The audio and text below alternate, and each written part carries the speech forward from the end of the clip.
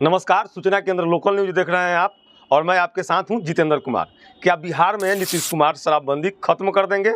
ये तमाम सवाल एक बार फिर से चर्चा में आ गया है। हालांकि नीतीश कुमार शराबबंदी को लेकर फिलहाल कुछ भी ऐसा ऐलान उन्होंने नहीं किया है, ना ही कोई ऐसी बात का जिक्र किया है कि शराबबंदी कानून राज्य से हटा दिया जाएगा।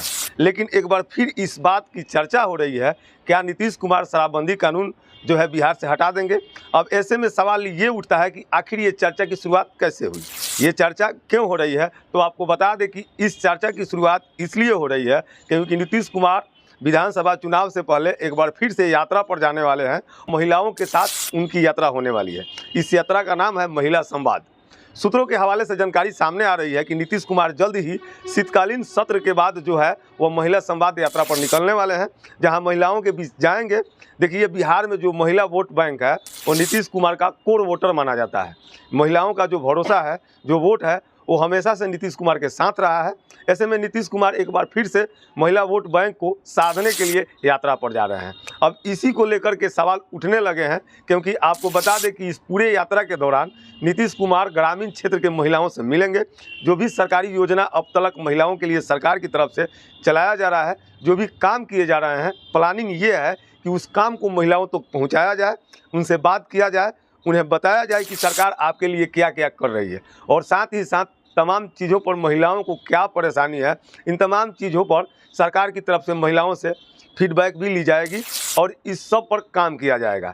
एक रूपरेखा जो है इसको लेकर के तैयार किया जाएगा। लेकिन इसी बीच चर्चा यह है कि शराबबंदी, जिसे नीतीश कुमार ने 2016 में शराबबंदी कर दी थी बिहार में, और इसको लेकर के कहते फिर रहे थे कि महिलाओं के डिमांड पर उन्होंने शराबबंदी की है। महिलाओं से बातचीत हुई, नीतीश कुमार के सामने यह बात रखी थी कि शराबबंदी करा दें बिहार में, क्योंकि कई पुरुष जो थे वो बिहार के शराब पीने के बाद, खास करके जो गरीब तबके के लोग थे, वो अपना घर नहीं चला पा रहे थे। शराब में सारे पैसा बर्बाद हो रहे थे।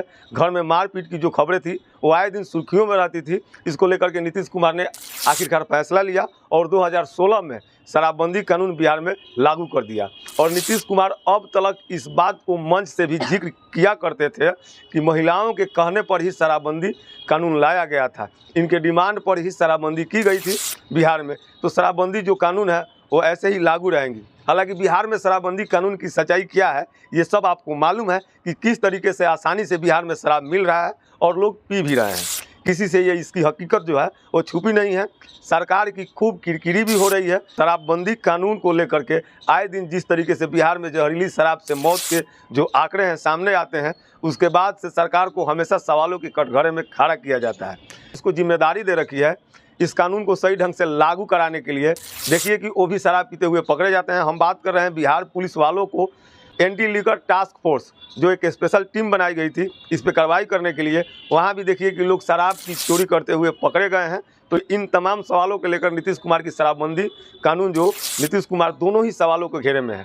ऐसे में माना जा रहा है कि नीतीश कुमार जब महिलाओं के बीच जाएंगे तो उनसे इस पर भी फीडबैक लेंगे और हो सके तो विधानसभा चुनाव से पहले बिहार में शराबबंदी जो है वो खत्म कर दी जाएगी। और इसके बाद नीतीश कुमार ये कहते हुए नजर आ सकते हैं आपको कि हमने महिलाओं से मुलाकात की, बातचीत की, महिलाओं की तरफ से ये फीडबैक आया, उनके वजह से बिहार में शराबबंदी की गई थी और उन्हीं की वजह से शराबबंदी खोल दिया जाएगा। हालांकि देखने वाली बात होगी कि ऐसा होता है या नहीं। बाकी आप क्या सोचते हैं हमें कमेंट बॉक्स में ज़रूर बताएं। वीडियो को देखने के लिए बहुत बहुत धन्यवाद।